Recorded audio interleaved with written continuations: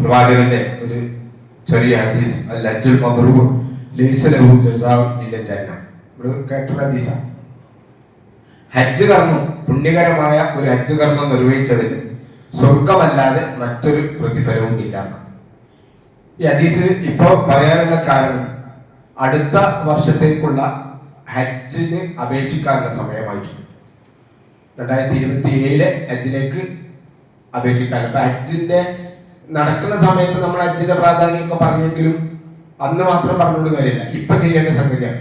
ഇപ്പൊ ഈ മാസം അല്ല, അടുത്ത മാസം ജൂലൈ 20 അവന്റെ അവസാന തീയതി.